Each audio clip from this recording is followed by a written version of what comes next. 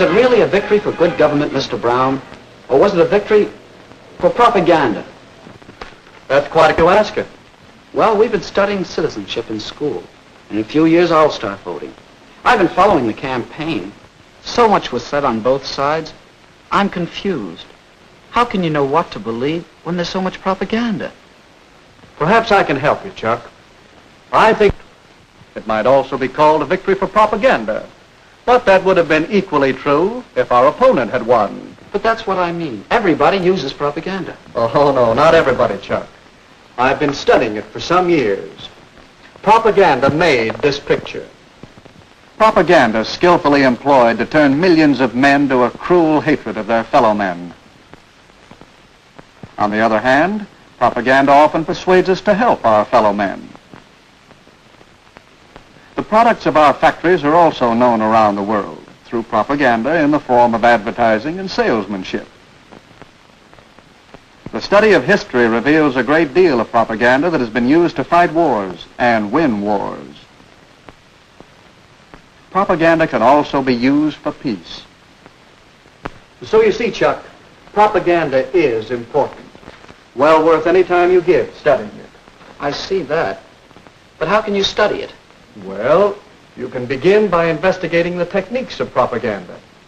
Here, I've listed some of the main ones.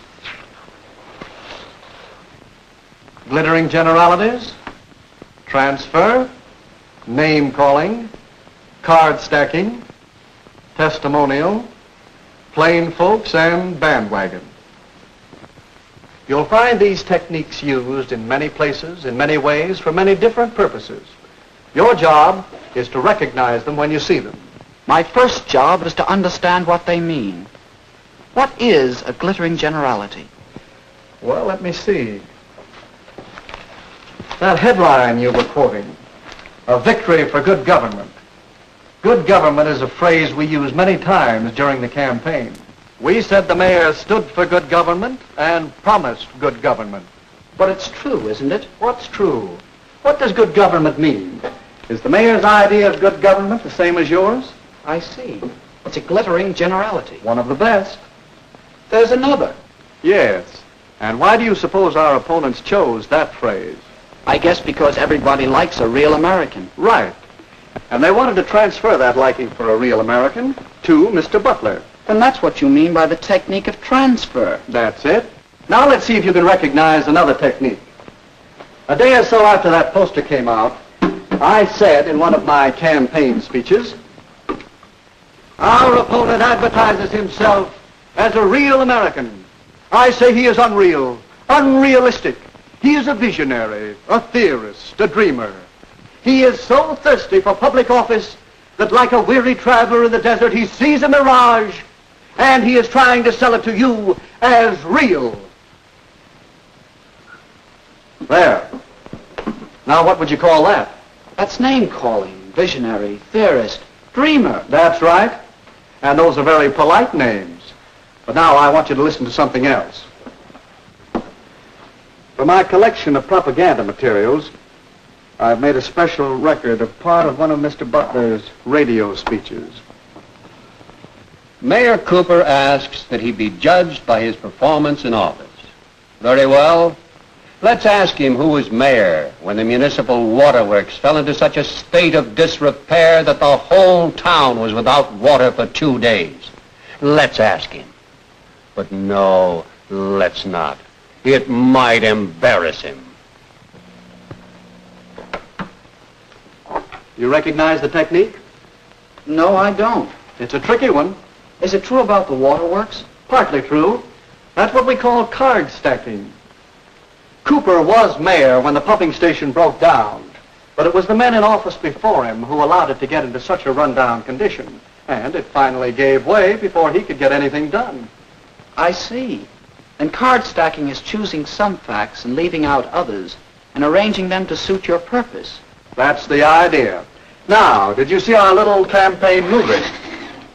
Yes, a couple of times. Well, let's look at it again as an example of propaganda techniques. It was a testimonial, wasn't it? Yes, we used other techniques, too. See if you can spot them. Will you get the light, please?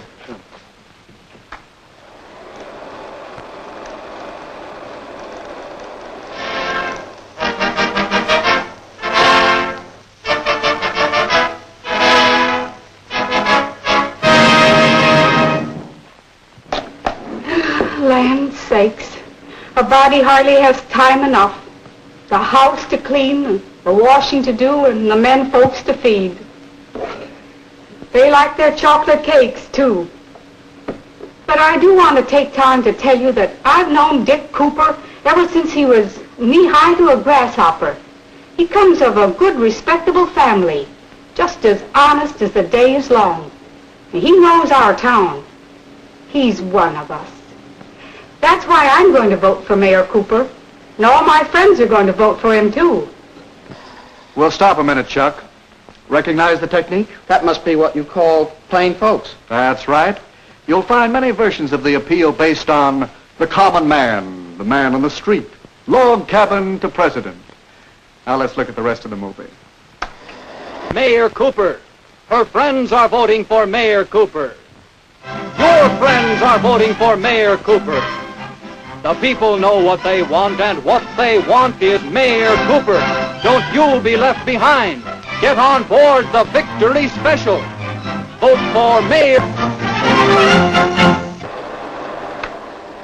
That ending's easy to spot. It's the bandwagon. Yes, the propaganda we've been talking about is easy to detect. But a great deal of propaganda is much more hidden, much harder to detect. That's what's bothering me. Even in a small local election, there's so much propaganda. That poster, a real American. It uses a transferred device. Does that mean it isn't true? Not necessarily.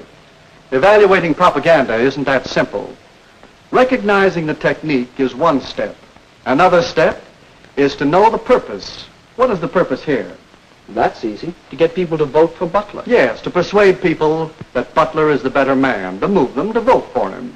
In short, to sell Mr. Butler to the voters.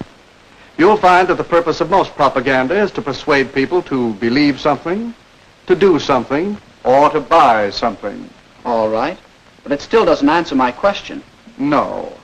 Your next step, and it's a big one, is to get the facts. Well, is he a real American? Howard Butler was born in this country. He obeys its laws. He's a good citizen. Yes, he is a real American. The same can be said for Richard Cooper. So ask yourself whether the facts support the purpose.